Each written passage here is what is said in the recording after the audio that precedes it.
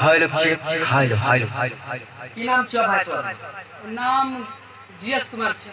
तो गाना गाबे हां बेटा बढ़िया गे बताबे करबे गाय बढ़िया नहीं बढ़िया के लोग भगाए देबे भोर भोजपुरिया से। अरे बंसी बहुत बढ़िया गाता है। इसका नाम जीएस कुमार है। अच्छा इसका एक सॉन्ग मार्केट में हिट है। बताओ बहू। गाना सुला और हमार राजा घर ओइले रे सखिया।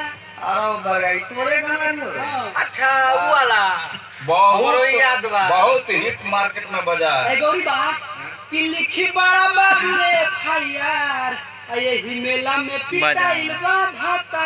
बाजी भाई है। तो गाय ले गाना शुरू करियो। हां चलो गाना नहीं पक्का पक्का भगाइयो देबो। परजीत बा अलबेला म्यूजिक।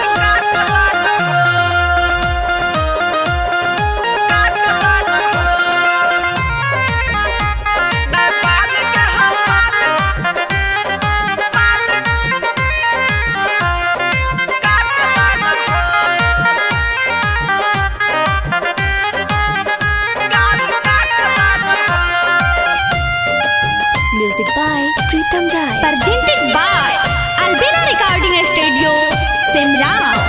बंगाल के हमाल गाल काट लाना हो, बंगाल के हमाल गाल काट लाना हो, कुरवा में लेके एकरा के साट लाना हो, कुरवा में लेके एकरा के साट लाना हो। बंगाल के हो नेपाल के हो, बंगाल के हमाल गाल काट लाना हो, नेपाल के हमाल गाल काट लाना हो।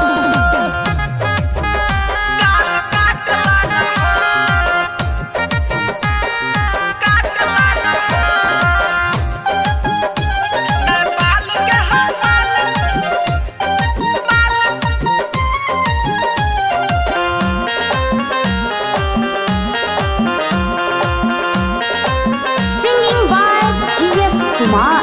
बनल बा बॉडीए कर जमल माल बा, गदाइल बिया छौड़ी खुलल गाल बा।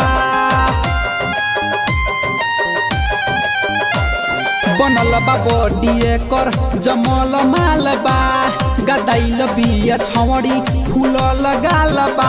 चिखना बना के एकरा के बाटल न हो, चिखना बना के एकरा के बाटल न हो। बंगाल के हो नेपाल के हो, बंगाल के हो माल गाल काट लाना हो, नेपाल के हो माल गाल काट लाना हो।